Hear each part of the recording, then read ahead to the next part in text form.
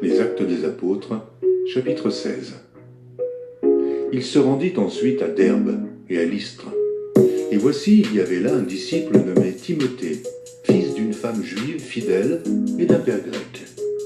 Les frères de Lystre et d'Icône rendaient de lui un bon témoignage. Paul voulut l'emmener avec lui et, l'ayant pris, il le circoncit à cause des Juifs qui étaient dans ces lieux-là, car tous savaient que son père était grec. En passant par les villes, il recommandait aux frères d'observer les décisions des apôtres et des anciens de Jérusalem. Les églises se fortifiaient dans la foi et augmentaient en nombre de jour en jour. Ayant été empêchés par le Saint-Esprit d'annoncer la parole dans l'Asie, ils traversèrent la Phrygie et le pays de Galatie. Arrivés près de la Mysie, ils se disposaient à entrer en Bithynie, mais l'Esprit de Jésus ne le leur permit pas. Ils franchirent alors la Mysie et descendirent à Troas. Pendant la nuit, Paul eut une vision. Un Macédonien lui apparut et lui fit cette prière. « Passe en Macédoine et secours-nous. » Après cette vision de Paul, nous cherchâmes aussitôt à nous rendre en Macédoine, concluant que le Seigneur nous appelait à y annoncer la bonne nouvelle. Étant partis de Troas, nous fîmes voile directement vers la Samothrace, et le lendemain, nous débarquâmes à Néapolis. De là, nous allâmes à Philippe, qui est la première ville d'un district de Macédoine et une colonie. Nous passâmes quelques jours dans cette ville. Le jour du Shabbat, nous nous rendîmes hors de la porte, vers une rivière, où nous pensions que se trouvait un lieu de prière. Nous nous assîmes et nous parlâmes aux femmes qui étaient réunies. L'une d'elles, nommée Lydie, marchande de pourpre de la ville de Thyatire, était une femme craignant Dieu, et elle écoutait.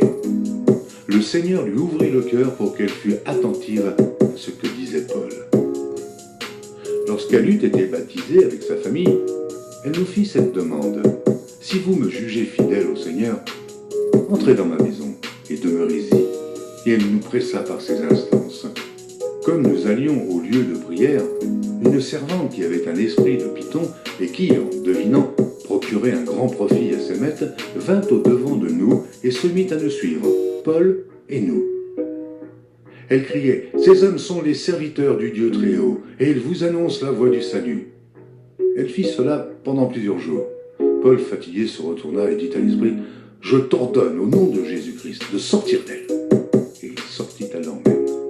Les maîtres de la servante, voyant disparaître l'espoir de leur gain, se saisirent de Paul et de Silas et les traînèrent sur la place publique devant les magistrats.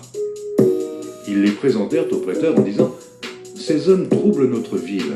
Ce sont des Juifs qui annoncent des coutumes qu'il ne nous est permis ni de recevoir ni de suivre, à nous qui sommes romains. » La foule se souleva aussi contre eux et les prêteurs, ayant fait arracher leurs vêtements, ordonnèrent qu'on les bâtît de verges. Après qu'on les eut chargés de coups, ils les jetèrent en prison, en recommandant au geôlier de les garder sûrement. Le geôlier, ayant reçu cet ordre, les jeta dans la prison intérieure et il mit les ceps aux pieds. Vers le milieu de la nuit, Paul et Silas priaient et chantaient les louanges de Dieu, et les prisonniers les entendaient. Tout à coup, il se fit un grand tremblement de terre, en sorte que les fondements de la prison furent ébranlés. Au même instant, toutes les portes s'ouvrirent et les liens de tous les prisonniers furent rompus.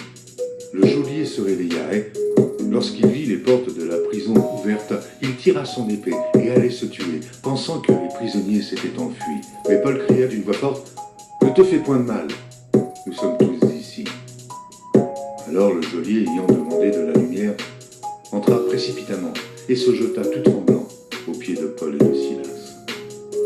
Il les fit sortir et dire « Seigneur, que faut-il que je fasse pour être sauvé ?» Paul et Silas répondirent « Crois au Seigneur Jésus, et tu seras sauvé, toi et ta famille. » Et ils lui annoncèrent la parole du Seigneur, ainsi qu'à tous ceux qui étaient dans sa maison. Il les prit avec lui à cette heure même de la nuit.